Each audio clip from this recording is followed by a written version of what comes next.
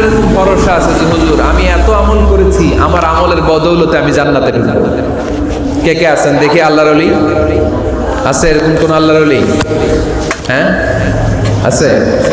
নাই। আল্লাহর হাবিব বললেন আল্লাহর রহমত ছাড়া, ভালোবাসা ছাড়া কেউ কোনোদিন জান্নাতে ঢুকতে পারবে? আম্মা জান আয়েশা বললেন ইয়া রাসূলুল্লাহ আপনিও না? আল্লাহর হাবিব বললেন না আমিও না, তবে আল্লাহর রহমত আর দয়া সেদিন আমাকে ঘিরে রাখবে। মান নুকিশা উযিবা, যার হিসাব আল্লাহ সেদিন চাইবেন সে ধরা খেয়ে যাবে। সব সময় আল্লাহর কাছে এই দোয়াটা যেন আমরা করি, আল্লাহ কিয়ামতের দিন তুমি আমার হিসাব নিও না, আল্লাহ তুমি আমার বিচার বসিও না, আল্লাহ তুমি দয়া করে আমারে মাফ করে দিও। আল্লাহ যার বিচার করবেন ও জাহান্নামে যাবে, আর যার বিচার করবেন না সে জান্নাতে যাবে। আল্লাহ যদি বিচার করে আর পাই টু পাই হিসাব নেয়, নামাজ পড়লি না কেন, রোজা রাখলি না কেন, মিথ্যা বললি কেন, খাদ্যে ভেজাল দিলি কেন, মাছে ফরমালিন দিলি কেন, যৌতুক খাইলি কেন, ঘুষ খাইলি কেন, উল্টাপাল্টা করলি কেন, জিনা করলি কেন, একটার পর একটা প্রশ্ন বানে যদি সেই ভয়ঙ্কর দিনে আল্লাহ আমাদেরকে জর্জরিত করে, আমাদের কোনো উত্তর আছে? সেদিন আমাদের বাঁচার কোনো উপায় আছে? তাই আমরা সবাই আল্লাহর কাছে দোয়া করব, আল্লাহ কোনো বিচার টিচার মানি না, কোনো বিচার করতে পারবো না, দয়া করবা। কথা কয় না?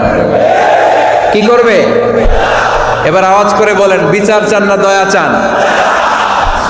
রোজ হাসরে আল্লাহ আমার করোনা বিচার, আল্লাহ করোনা বিচার, পড়েন আমিন।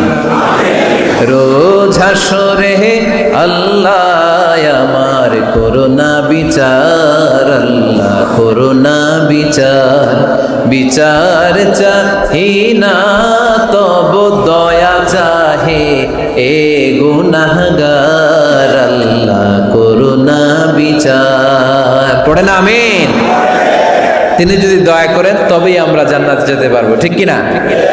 এজন্য আল্লাহ বললেন আর রহমানু আল্লামাল কুরআন খালাকাল ইনসান আল্লামাহুল বায়ান। আমি হলাম রহমান। কাফেররা বলে রহমানকে জানি না, রহমানকে চিনি না। আল্লাহ বলে রহমান রে চিনে না, আমার নাম রহমান, আমি দয়ালু, আমি মেহেরবান, ঠিক কিনা? এজন্য প্রতিদিন সূরা ফাতিহায় দ্বিতীয় আয়াতটা আমরা কি পড়ি? আর রহমান আর রাহিম, ঠিক কিনা? তিনি দয়ার সাগর, তিনি মায়ার সাগর। আমরা বললাম আল্লাহ ঠিক আছে আমরা বুঝেছি আপনি দয়ার সাগর, আর আপনি কি করেন? দ্বিতীয় আয়াতে আল্লাহ বললেন আল্লামাল কোরআন, আমি কোরআন শিক্ষা দেই। শুধু দয়ার সাগর হয়ে আমি আল্লাহ বসে থাকি নাই, তোমাদের হেদায়েতের জন্য আমি কোরআন নাজিল করে দিয়েছি। আল্লামাল কোরআন, আমি কোরআন শিক্ষা দেই। আমাদেরকে কোরআন শিখিয়েছে কে? বিশ্বনবীকে কোরআন শিখিয়েছে কে? আল্লাহ। এজন্য দুনিয়াতেও যারা কোরআন শিখায় তাদের মর্যাদা বাড়ায় দেয় কে? বাংলার জমিনে যারা কোরআন শরীফ শিখায় এদের মর্যাদা সবচেয়ে কম, এদের বেতন সবচেয়ে কম, এরা সমাজে সবচেয়ে বেশি অবহেলিত, ঠিক কি না? আল্লাহর কাছে এরা সবচেয়ে বেশি সম্মানিত। আল্লাহর হাবিব বললেন খায়রুকুম মান তাআল্লামাল কুরআন ওয়া আল্লামাহু, তোমাদের মধ্যে আল্লাহ তাআলার কাছে সবচেয়ে প্রিয় শ্রেষ্ঠ ওই মানুষটা যে নিজে কোরআন পড়ে আবার অন্যরে পড়ায় দেয়।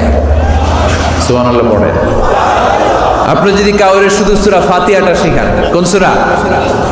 সূরা ফাতিহাটা যদি শিখায় দেন, সে যতদিন সূরা ফাতিহা তেলাওয়াত করবে ওই তার তেলাওয়াতের একটা পার্সেন্টেজ সওয়াব আপনার আমলনামায় আছে না নাই? সে যদি আবার আরেকজনের শিখায়, ওই লোক যদি আবার আরেকজনকে শিখায় দেয়, এরকম যতজনকে তারা শিখাবে প্রত্যেকের তেলাওয়াতের একটা পার্সেন্টেজ সওয়াব আপনার আমলনামায় ঢুকায় দিবে কে? এজন্য কোরআন নিজেও শিখবো, অন্য কেউ শেখাবো। রাজি আছেন তো? আপনাদের এখানে মসজিদে কোরআন শিক্ষার আসর আছে নাকি? 390। হ্যাঁ, এই যে বাড়ির পাশে যে একটা মসজিদ দেখলাম, কোরআন শিখায়। কিবার শিখায়? প্রতিদিন। অনেকে ফিতে কে শিখায়? ইমাম সাহেব। বেতন টেতন দেন তো? কত দেন? 1 লক্ষ মাসে? 5-6,000 বলে কি? এক একটা ইমামের কমসে কম 1 লক্ষ টাকা বেতন হবে, ঠিক কিনা? না খেয়ে না পড়ে অল্পতে তুষ্ট থেকে যারা শুকরিয়া করে এরা আমাদের আইম্মাতুল মাসাজিদ, মসজিদের ইমামরা, মসজিদের মুয়াজ্জিনরা। এক একটা মসজিদের মুয়াজ্জিনের গলা হবে এরকম বিশাল উঁচু। কিয়ামতের ময়দানে সবাই আমরা এর দিকে তাকায় থাকবো, কিরে ভাই তোর গলা উঁচু কেন? সে বলবে আমার এই গলা দিয়ে প্রতিদিন 5 বার আমি আজান দিয়েছি।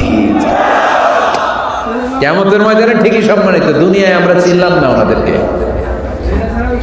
এজন্য কোরআন শিক্ষার আসর যেন আমরা গড়ে তুলি।